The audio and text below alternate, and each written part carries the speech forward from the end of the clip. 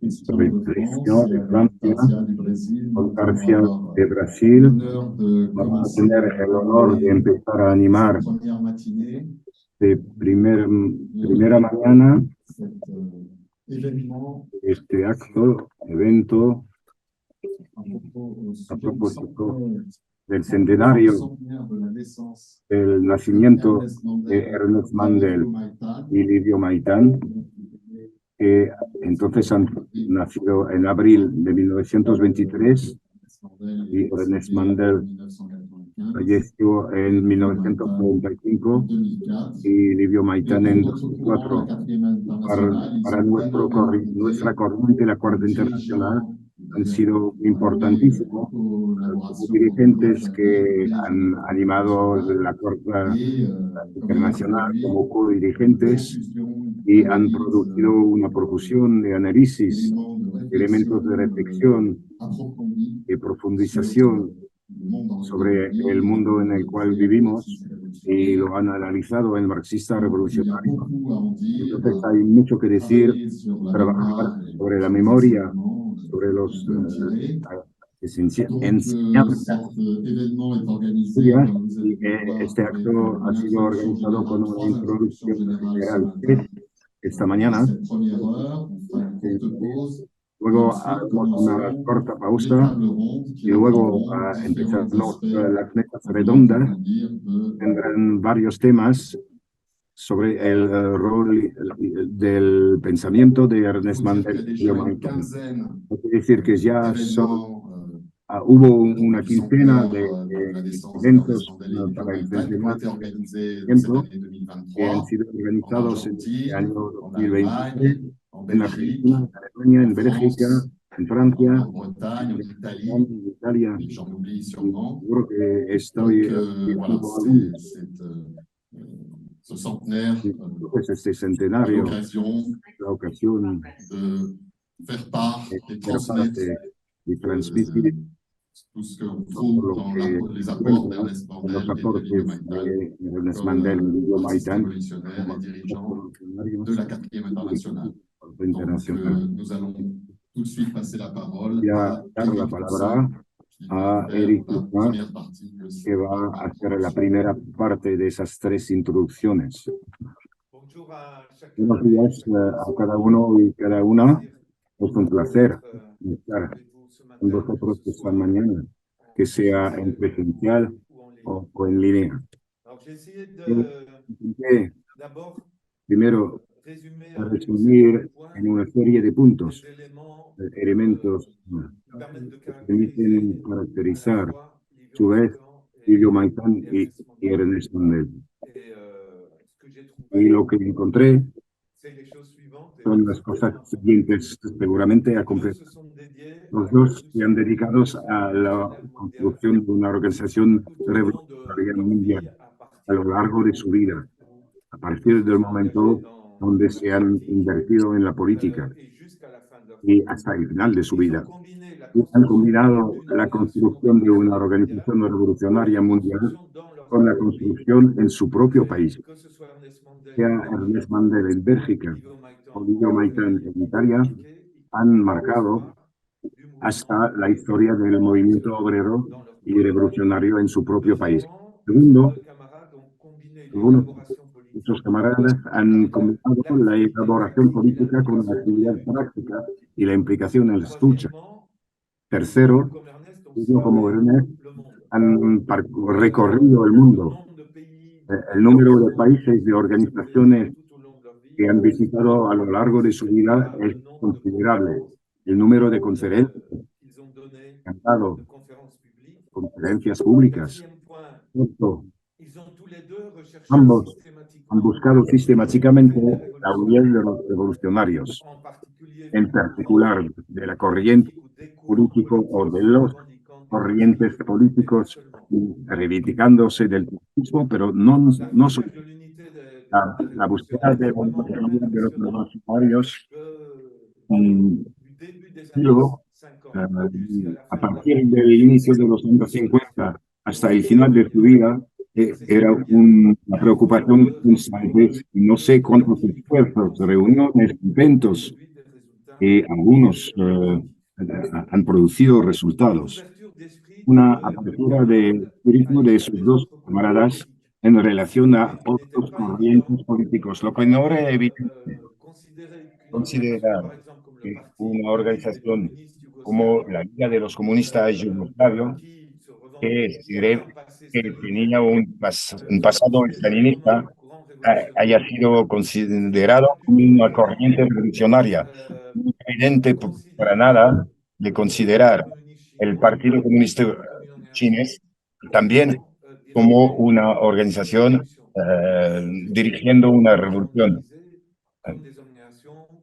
Un montón de corrientes habían valorado este Partido Comunista como una organización pequeña burguesa, pero reconocer el castrismo y el guevarismo como una corriente revolucionaria era absolutamente evidente, no era para nada evidente.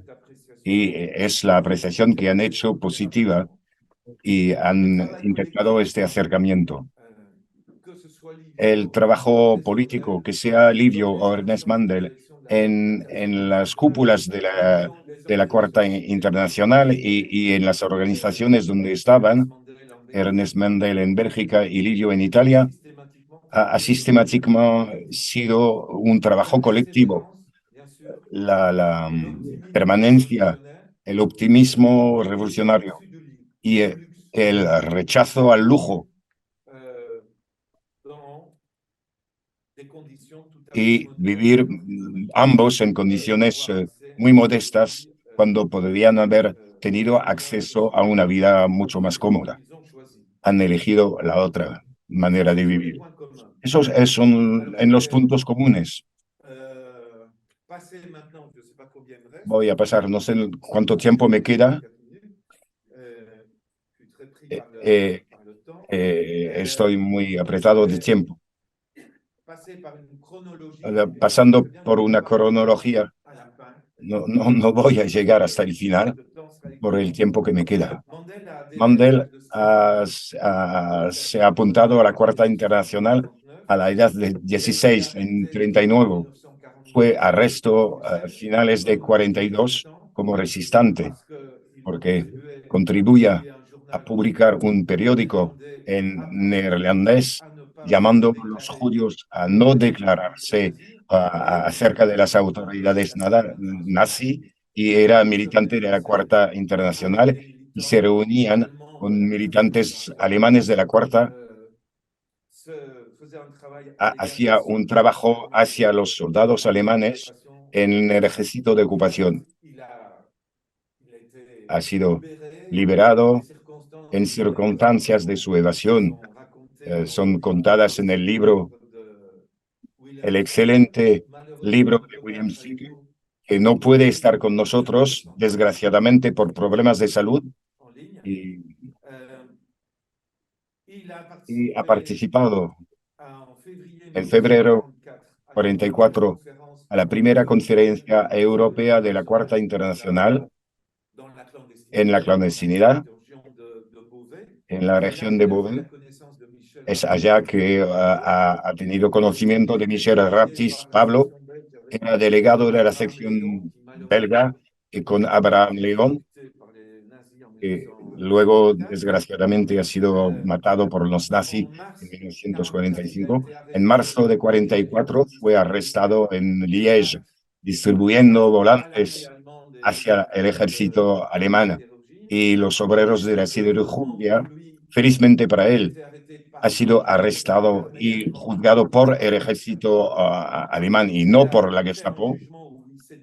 Después de un juzgamiento, cuando se ha defendido, ha sido condenado a los trabajos forzados en Alemania, y como lo cuenta en una entrevista más tarde, cuando había 99 suertes sobre 100 que iba a finir su vida, ha salido con un entusiasmo extraordinario, diciéndose, ay, tengo la suerte de acercarme de la revolución proletaria que seguramente va a estallar en Alemania. Ella entonces acababa de tener 21 años cuando fue transferido en Alemania. Ha logrado liberarse y hacer una evasión de los campos. Ha hecho 6 campos en Alemania y ha sido liberado por el ejército americano en 45. En 46 ha participado en la primera conferencia europea después de la Guerra Mundial, que ha tenido lugar en París. Los participantes a esa conferencia han sido encarcelados durante una semana por las autoridades francesas. A partir de 1946, Ernest Mandel ha llegado a ser uno de los dirigentes de la Cuarta Internacional. A esa conferencia de 1946 no había solamente europeos, pero también dirigentes del SWP de Estados Unidos. La colaboración entre Ernest Mandel y Michel Raptis Pablo eh, ha sido muy estrecha a partir de ese momento, e incluso con Pierre Franck. Y para llegar a Livio, Livio se apunta en 1948. Enseguida conoce a Ernest Mandel en una conferencia en París. Y cuando el viaje de Ernest Mandel en Italia, a partir de este momento hay una colaboración entre Livio Maitán y Ernest Maitán, y esta colaboración va a tardar hasta la muerte de Ernest Mandel en julio de 1945. Entonces ha tardado 47 años. Una relación muy estrecha. Al nivel de la evolución política de la dirección de la internacional en la cual se encontraban, decir, después de algunos idas y vueltas, la Cuarta Internacional reconoce la revolución yugoslavia como un proceso revolucionario auténtico, así como la revolución china. Para Mandel, la, la Liga de los Comunistas Yugoslavia o el PC chinés no es estricto sensu organización estalinista, y lo que le diferencia de otros como Pablo. A partir de 1949, como la dirección de la Cuarta Internacional pensaba revoluciones occidentales en Occidente, la dirección toma nota que esas revoluciones no se han dado y que las grandes organizaciones del movimiento obrero, en particular la socialdemocracia y los PC, se consolidan. Entonces está adoptada la orientación del entrismo en una serie, practicada en una serie de países. Esta orientación es, es adoptada por Pablo, Frank, Mandel, Cannon de Estados Unidos, Livio Maitán. Y la decisión de practicar el entrismo bien en la socialdemocracia, bien en los PC, en Gran Bretaña, Bélgica, Austria, Francia, Italia. Eh, eh, Al contrario, esta orientación no ha sido aplicada. Era una decisión de la dirección en Estados Unidos, en India, en Bolivia y en otros países. Entre el final de la Segunda Guerra Mundial y 1953 hay un funcionamiento común entre la dirección del SWP de Estados Unidos, la organización trotskista desde la fundación de la Cuarta Internacional en Estados Unidos, y los europeos. Pero a partir del 53 hay una ruptura entre SWP y los europeos, sabiendo que entre tiempo la orientación entrista había provocado una crisis en la sección francesa, no tiene tiempo para abordarla, y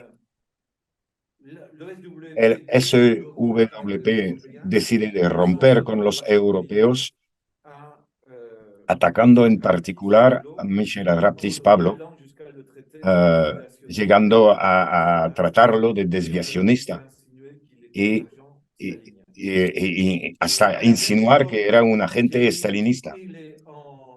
Al mismo tiempo, Terry en Gran Bretaña y Nahuel Moreno en Argentina eh, forman su respectivo corriente con el SWP, hacen el Comité Internacional, que va a funcionar desde 1953 hasta 63.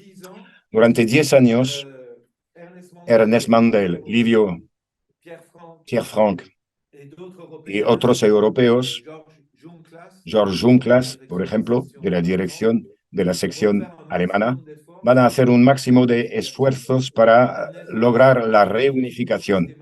Ernest Mandel va sistemáticamente mantener lazos, mandar señales para intentar reunificar y llega a un proceso de reunificación a partir de 1960 y al Congreso de Reunificación en 1963, que consagra esfuerzos importantísimos. Al momento de la reunificación, una ruptura 2 años antes se ha operado con la corriente dirigido por Posadas y a la reunificación la corriente de Nahuel Moreno no participe y tendrá un año más para participar esta vez a la reunificación en 1964. Los problemas que habían surgido a este momento entre Livio, Ernest y Frank, este trío unido de un lado, tensiones había aumentado.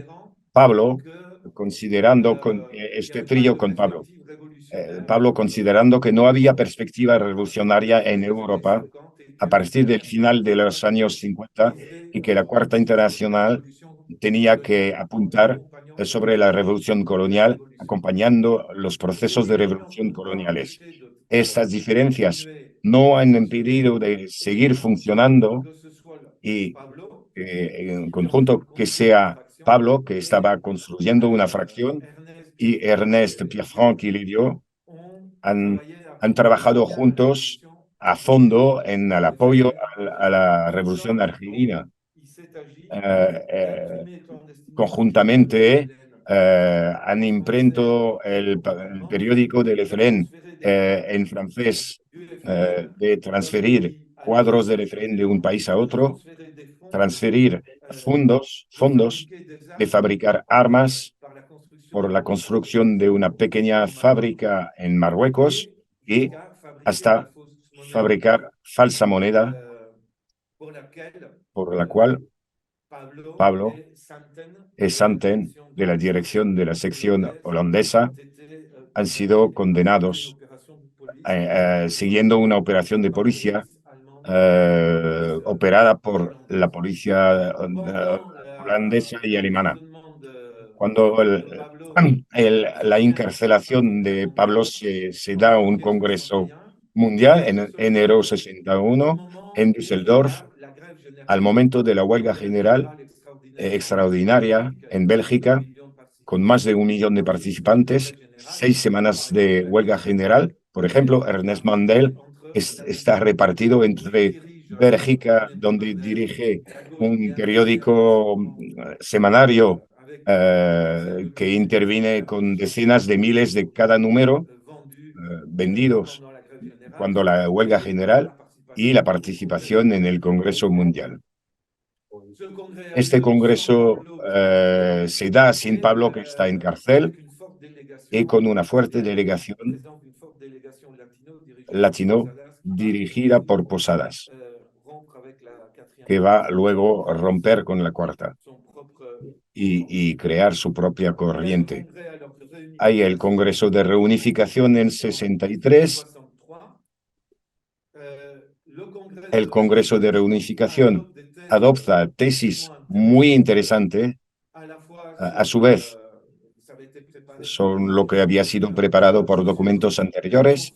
El conflicto sino-soviético, que Roussel lo hablará seguramente en su contribución esta tarde.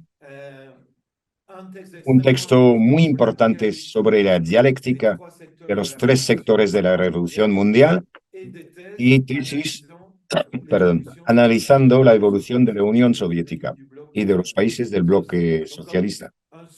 Un sólido bases política para la reunificación.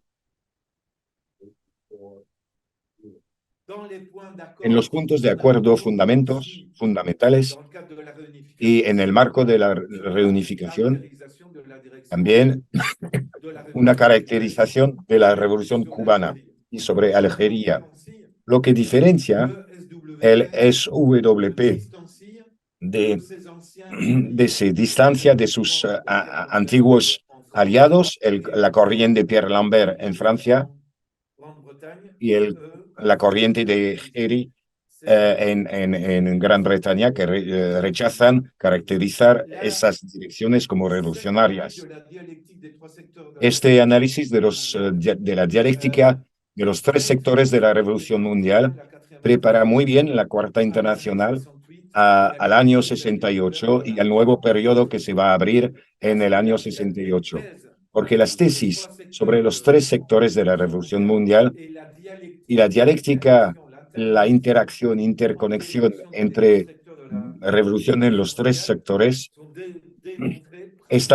van demostrándose eh, a partir de los años 66, 67, el potente movimiento antiguerra en Estados Unidos y en Europa y Japón, mayo 68 en Francia, el mayo rampante en Italia, eh, luchas y huelgas en México, Yugoslavia, la ofensiva del TET en el Vietnam, que iba parcialmente victoriosa por la toma de Saigón momentánea y la primavera checoslovaca y movimientos en Yugoslavia también.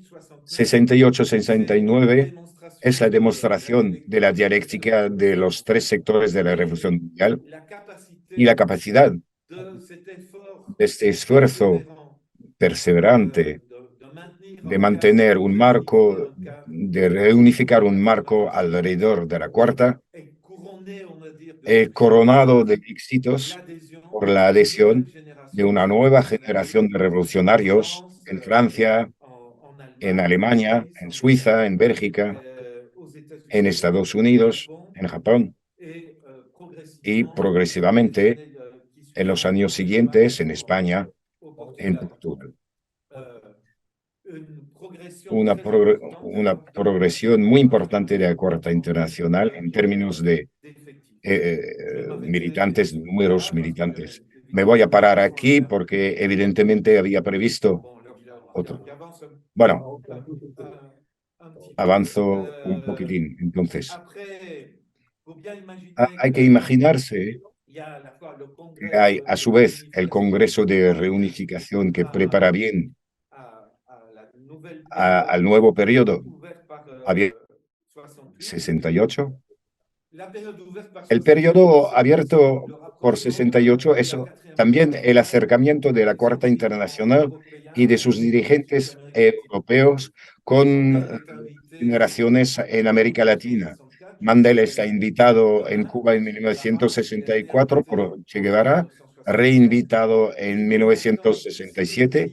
Livio Maitán recorre toda América Latina en París como prueba de la interconexión física de los tres sectores. Hay Santucho que participa al mayo 68 y que se liga con relaciona con la juventud JCR, pero también compañeros que desarrollan el Partido Socialista Revolucionario en Checoslovaquia. El 68 desemboca sobre el Congreso de 69 de la Cuarta, que adopta una línea estratégica de lucha armada, con al inicio el apoyo de la corriente de Nahuel Moreno, que ha juntado la Cuarta Internacional a partir de 64, y que al inicio de reelaboración del documento sobre la estrategia de lucha armada, que escribe él mismo que hay absolutamente que integrarse en la Organización de Solidaridad, el OLAS, creada por Castro para relacionar la lucha armada en toda América Latina y creando su propia vía en relación a China, y que es el inicio del chismo entre Cuba y la China. Pero después, en el curso del Congreso y después del Congreso, las divergencias se amplifican sobre la orientación de la lucha armada. La dirección del SWP Norteamérica toma distancia y también lo hace Nahuel Moreno. Al mismo tiempo, la Corte Internacional reconoce como sección a Argentina el PRT de Roberto Santucho y como organización simpatizante el PRT La Verdad de Nahuel Moreno, que llega a ser PST después. La orientación estratégica, lucha armada, va a ser el tema de debates muy importantes en la Cuarta Internacional. Pierre Rousset, por cierto, esta tarde, Pierre Rousset es uno de los autores de los textos del Congreso de 1969 a propósito de una reevaluación de la estrategia de la lucha armada. Esa estrategia será el tema de una autocrítica en los años siguientes. En el curso de los años 70, la distanciación en relación a la corriente Nahuel Moreno se va creciendo, dificultades y debates sobre la lucha armada se van a resolver con el SWP norteamericano, que van a desembocar sobre en el Congreso del 79. Va a haber un acuerdo de nuevo a reafirmarse entre el SWP norteamericano y la dirección de la Corte. Y lo que va a desembocar sobre la exclusión de la TMI, tendencia marxista revolucionaria. Bueno, aquí me paro. Por cierto, Roberto va a intervenir sobre una visión de la Cuarta Internacional y el aporte de Ernest Mandel y Lidio Maitán del punto de vista morenista. Sí, gracias muchas para su atención. Bueno. ¿C'est Christian qui intervient? Entonces será la primera intervención por Eric Toussaint del Buró de la... Después seguirán las intervenciones de Penny Dugan y Alex de Jong, también del Buró de la Corte Internacional. Buenos días a todos.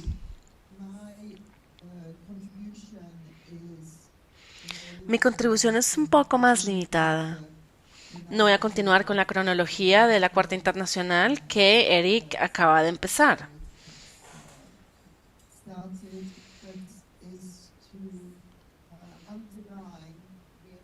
Mi intervención va más a señalar la importancia de las memorias que Livio mismo escribió. Él las escribió en su tiempo en el liderazgo de la Cuarta Internacional.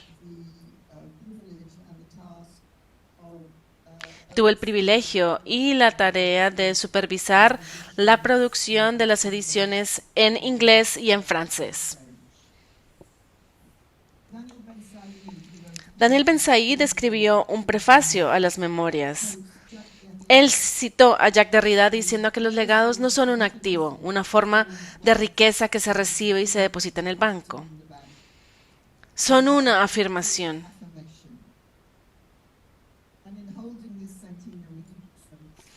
Y en esta conferencia de centenario estamos afirmando el legado que Ernest Mandel y Livio Martán nos dejaron en la forma de nuestra internacional viva. La amplitud de riqueza de nuestras conversaciones durante los últimos 5 días, durante estos días en los que tuvimos la reunión anual del Comité de Liderazgo de la Cuarta Internacional fueron testigos de la riqueza del legado que ellos nos dejaron y que hemos afirmado. Como ya se señaló, Livio fue uno de los líderes centrales de la Cuarta Internacional desde el periodo posguerra, pasando por la larga marcha del desierto, la posguerra, los sucesos de los 60s y 70s y el difícil periodo de los 80s y el colapso del bloque soviético y el auge del movimiento de la justicia global. Este movimiento de los 90 y los 2000. Livio murió siendo activo hasta el último minuto en el 2004. Entonces, estas memorias relatan, se vinculan a su actividad como miembro del liderazgo de este periodo. Como dice Daniel Ben Said en su prefacio, la contribución de Livio Maitán a la historia de la Cuarta Internacional es tanto un relato de un testigo como una transmisión del legado. De hecho, él es uno de los últimos que pudo llevar a cabo esta tarea. De hecho, estamos muy agradecidos con Livio por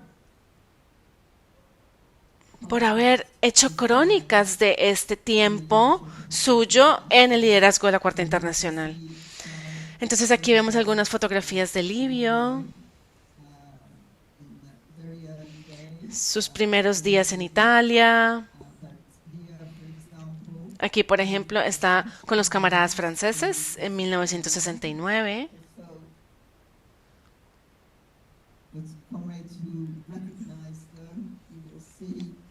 Lo reconocerán. Livio a la izquierda, Michelet, Bever, Daniel Ben Said, Ernest Mandel, perdón, Daniel Ben Said y no sé quién más está a la derecha. Aquí vemos a Livio en 1974 en el referendo del divorcio. Tuvimos muchos problemas encontrando fotografías de Livio para publicarlas en el libro, por supuesto. Aquí vemos a Livio trabajando, escribiendo sus memorias.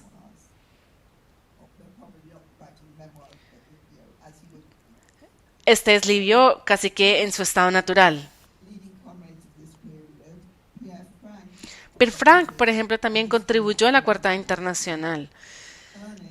Ernest fue el sujeto de una importante biografía.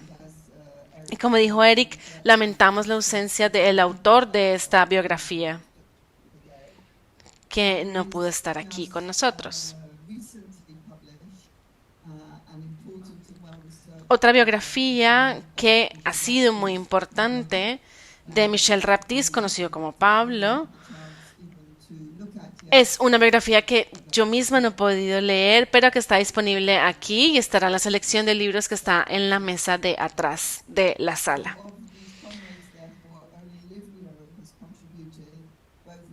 Entonces, camaradas, Livio contribuyó a su autobiografía, hizo muchas crónicas, crónicas de sus actividades y de su vida. Como dijo Eric, él fue muy activo en Italia y todo lo que hicieron los camaradas allá en la construcción de esta sección de la Cuarta Internacional, pero también otros espacios. Entonces, lo que él mismo dice en sus memorias es que recuerden que esta es una historia de las actividades del liderazgo de la Cuarta Internacional.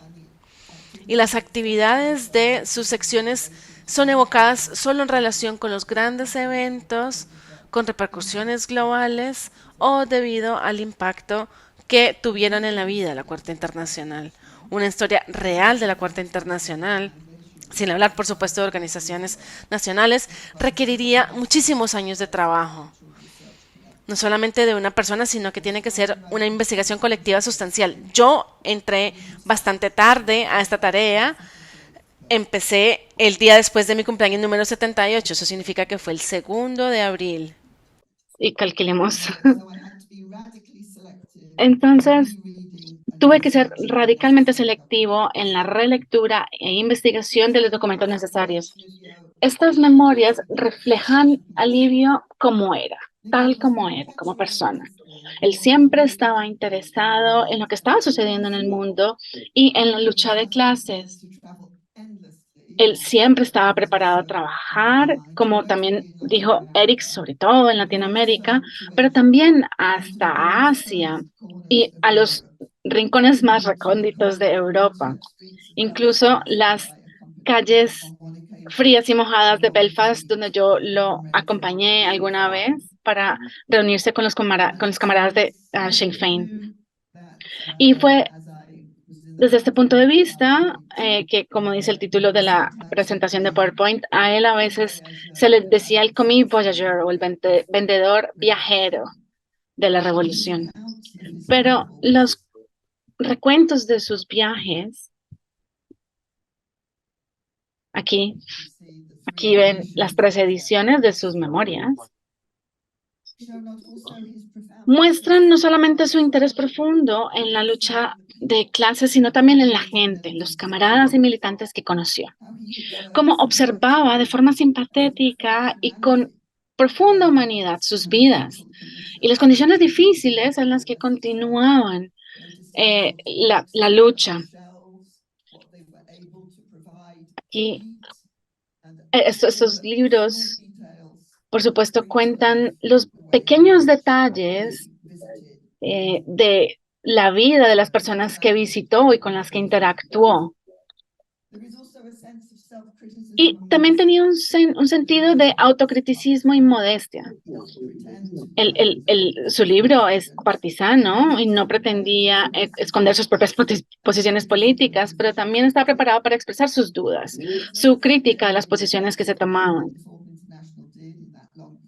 Este libro no es solamente una defensa sectaria de todo lo que hizo la Corte Internacional en ese periodo en el que Livio estuvo activo, pero como Eric lo mencionó, estaba la cuestión del debate de la lucha armada en Latinoamérica, digamos, en los años 60 tardíos. Él daba su opinión sobre esto. No todo el mundo estaba de acuerdo con ello, pero como el camarada Digimal Barba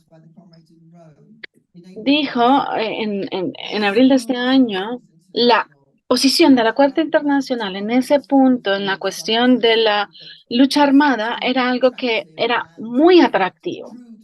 Y de hecho, atrajo a la Corte Internacional muchas personas jóvenes radicalizadas.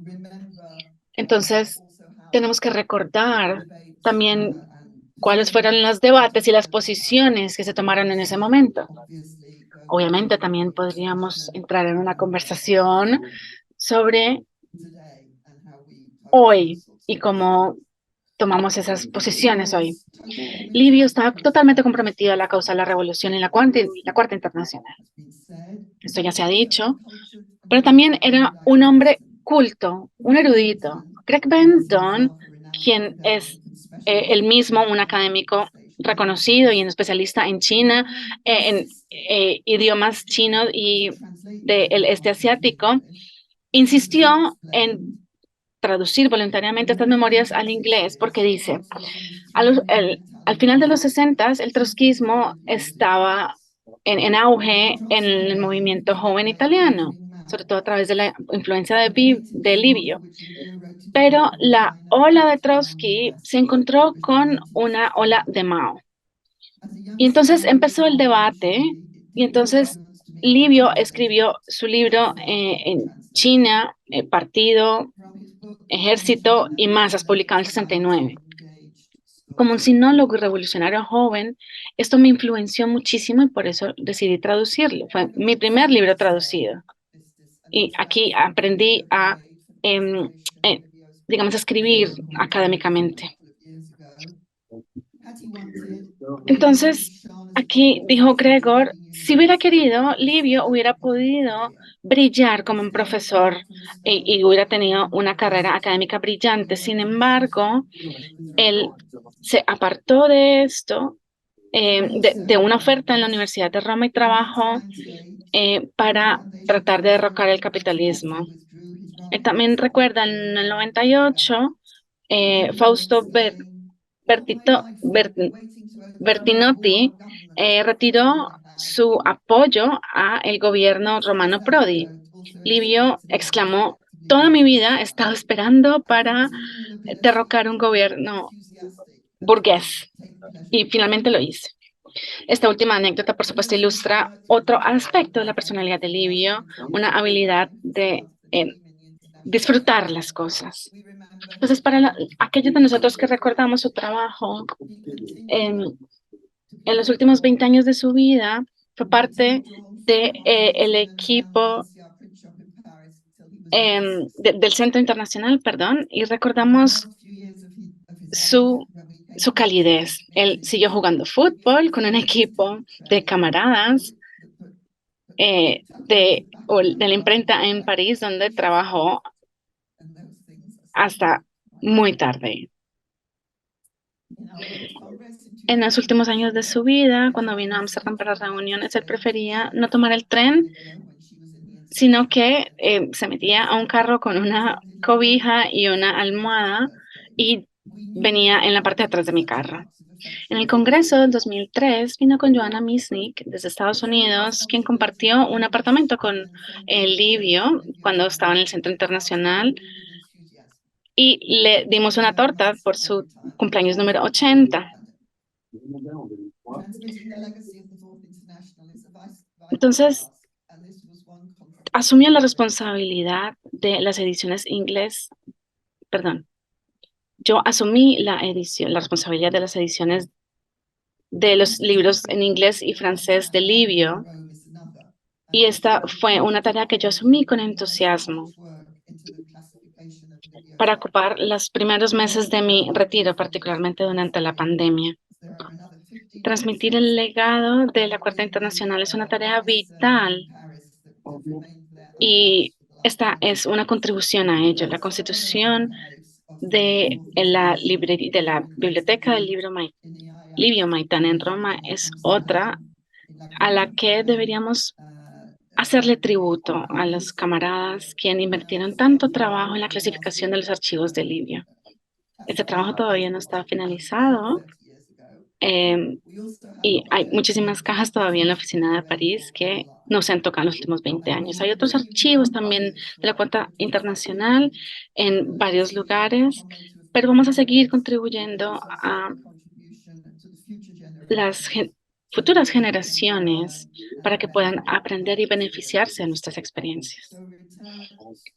Entonces, para volver a la memoria de Livio y para concluir mi intervención, de nuevo voy a citar a Daniel Ben-Said en su prefacio. El manuscrito fue brutalmente interrumpido en el 95 con el informe del Congreso de la Cuarta, el octavo Congreso de la Cuarta Internacional, y con las notas en trabajo de la muerte de Ernest Mandel el mismo año.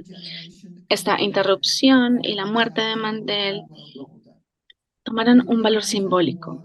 Era una era y una generación que había llegado al capítulo final con este nuevo orden mundial. Livio Maitán fue, junto con Mandel y su mentor Pierre Frank, uno de los líderes o de los comprometidos a transmitirnos este legado. Gracias.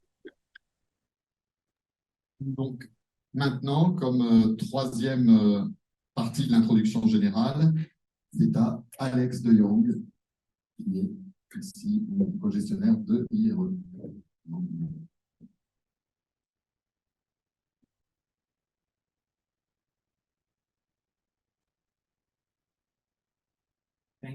Gracias. Entonces, como uno de los dos codirectores del Instituto Internacional de Investigación y Educación en Ámsterdam, nosotros preservamos y digamos, la preservación del fuerte de Mandel es una de nuestras prioridades. El trabajo de Mandel continúa en todo lo que hacemos, todos los aspectos de nuestro trabajo diario. Esto se refleja en todo el trabajo y los cursos que hacemos para los camaradas. Pero siempre hemos tenido la intención o el plan de republicar trabajo de Mandel. Obviamente, Ernest Mandel publicó en un amplio rango de temas en muchos idiomas. Pero sentimos que era necesario empezar el trabajo de republicar algunos de sus escritos más tempranos, pero también algunos de sus obras más tardías para que no se olviden. Uno de los primeros problemas que nos encontramos a la hora de empezar el proyecto de publicar el trabajo de Mandel fue que él escribió sobre tantos temas, desde el golpe militar de Indonesia en el 65 hasta Espinosa, que ha sido difícil hacer una selección. ¿Por dónde empezar? Por supuesto, sus obras grandes como El capitalismo tardío y las ondas del capitalismo, que es un libro que no tiene la atención que merece, son trabajos u obras que tienen las principales notas de su trabajo. También hizo análisis, digamos, muy importante, que a veces se sienten anticuados o fuera de lugar, pero juntos, todas estas piezas tienen o son un marco teórico. Y también tiene libros políticos más explícitos. Pero entonces, hay libros como Marxismo Revolucionario de hoy, tal vez parecen reliquias. Es un libro del 79 sobre el marxismo revolucionario en una época diferente. También su crítica del comunismo europeo, una crítica que parece que se está extinguiendo. Pero estos libros son relevantes y tienen partes muy relevantes de análisis. Por ejemplo, el libro En el comunismo de Europa, Mandel critica la idea de que el Estado capitalista puede gradualmente transformarse, una crítica que en este momento es relevante en las conversaciones con las diferentes corrientes reformistas. Entonces, ¿por dónde empezar? ¿Y qué hacer? Con tantos textos olvidados, con volúmenes añadidos y panfletos perdidos de diferentes idiomas, es difícil esta tarea. Entonces, un elemento común es este libro, otro volumen olvidado. Es una discusión con Johannes Acknolich, alemán, radical, sobre el marxismo abierto. En esta conversación con Acknolich, Mandel, de forma modesta, se describe como un soldado común de la infantería común del marxismo. Esto era para desarrollar un marxismo abierto que estuviera dispuesto a enfrentar nuevas cuestiones o nuevas preguntas. Entonces, debimos centrar nuestra selección en piezas que mostraran el espíritu de querer integrar nuevos desarrollos y regar lo que Mandel decía, su marxismo ortodoxo a las nuevas generaciones. El primer volumen que publicamos es una colección enfocada aunque no exclusivamente, en piezas pedagógicas como la introducción famosa de la teoría marxista económica. Para dar una idea de la influencia de este pequeño volumen, cuando se publicó en una traducción neerlandesa por parte de la editorial, era un panfleto que costaba un par de euros a día de hoy, pero este panfleto vendió decenas de miles de copias. Entonces se cambió de editorial. Las habilidades pedagógicas de Mandel siempre han sido reconocidas. Esto se muestra claramente en las piezas que se recolectaron para el primer volumen de las 3 libros. La enciclopedia, o la mente como enciclopedia que tenía Mandel tenía ejemplos concretos para explicar o ilustrar sus teorías. De hecho, si quieren hacer una crítica de esas piezas pedagógicas, es casi que el uso de ejemplos es demasiado. Se usa demasiado. Se puede decir que es demasiado completo.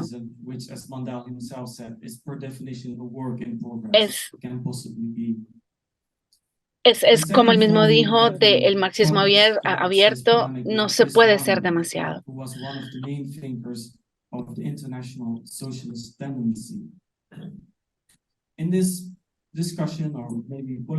En una polémica con Chris Harmon, el centro del debate es la cuestión de cómo ver la Unión Soviética. Chris Harmon, quien desafortunadamente murió en el 2009, algunos meses después de un evento en esta misma sala, él defendió la posición de que la economía soviética debería verse como una forma de capitalismo estatal. Mandel siempre defendió la posición ortodoxa de la Unión Soviética como un Estado trabajador degenerado. Obviamente, este es un tema que hoy parece haber perdido mucho de su urgencia inmediata, pero de nuevo, justo como con el análisis de Mandel de la economía, es un punto importante que sigue siendo relevante. Mandel mismo señala que incluso en aquel entonces Harmon estaba exagerando la conexión supuesta entre la Unión Soviética y el capitalismo. Mandel ciertamente nunca hizo o creó excusas para que la Unión Soviética se considerara un Estado trabajador.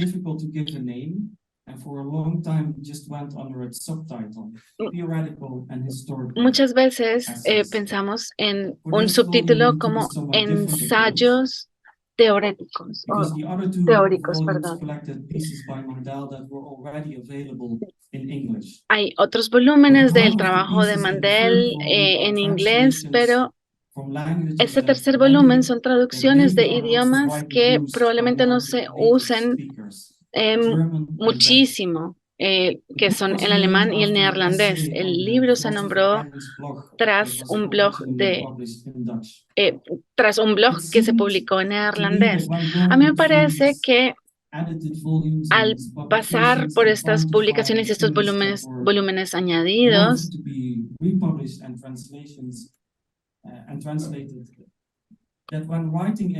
cuando se escribe en neerlandés, sobre todo Mandel fue más allá de su terreno normal del análisis económico y comentario político. Y él hablaba de pensadores como Ernst Bloch o Spinoza, que normalmente se quedaban en el fondo si es que acaso estaban presentes en libros sobre el capitalismo tardíos. Lo que era obvio en estas escrituras es que Mandel quería ser un historiador antes de enfocarse en la economía. Algunos de los artículos que publicamos y que están disponibles en la página web del IIRE son estudios históricos, tanto como su ensayo sobre la Revolución Francesa en contra de España, que en la visión de Mandel debía verse como una revolución burguesa muy temprana. Uno de los artículos más largos en el tercer volumen es el ensayo de Mandel sobre la lucha histórica de Alemania en los 80. Entonces, para simplificar las cosas, esta lucha histórica era un debate, por un lado, entre los conservadores históricos, historiadores conservadores,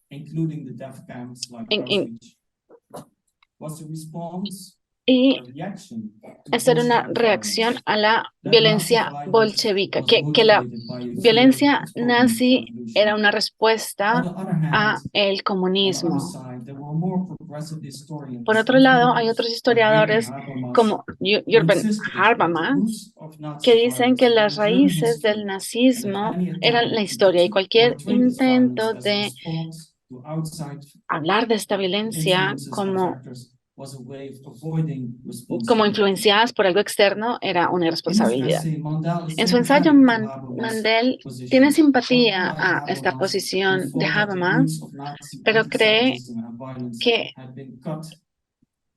las raíces del nazismo se iban a cortar definitivamente con la declaración de un nuevo Estado en Alemania.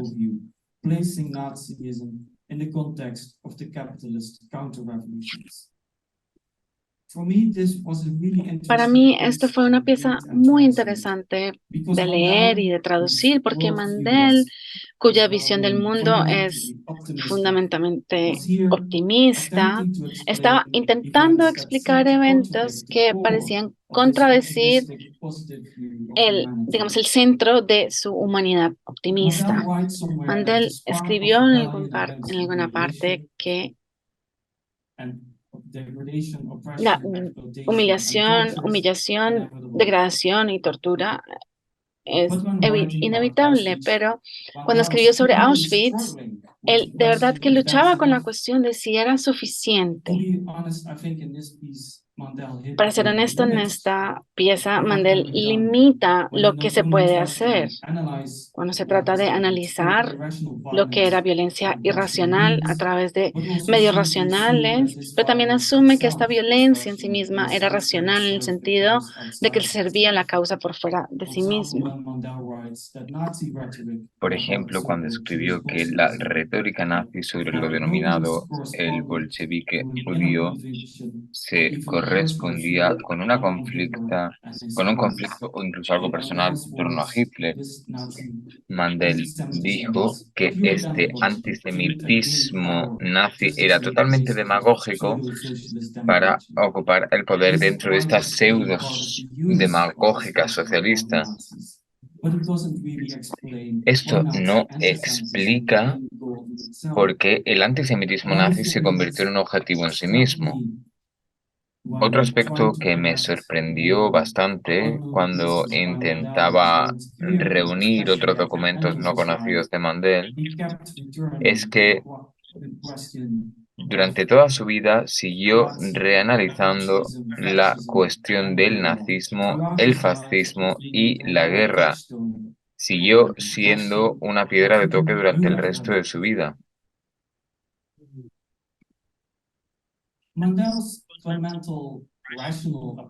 El enfoque racional fundamental de Mandel, aunque parezca a veces irracional, no quiere decir que no fuese consciente de cómo es el capitalismo irracional fundamental. En su primer volumen, el cual es uno de mis artículos favoritos, tengo que decir, vemos un ejemplo temprano de ecología marxista, la dialéctica del crecimiento. Aquí Mandel desarrolla una crítica temprana de cómo el capitalismo utiliza los recursos como bienes y como materias libres y desechables. Esto estaría enmarcado dentro de la racionalidad económica, que viene determinado también de las relaciones sociales de las relaciones de producción. También cuantifica en términos monetarios únicamente lo que tiene un precio, esto el beneficio, y deja todo de lado que no se puede tasar.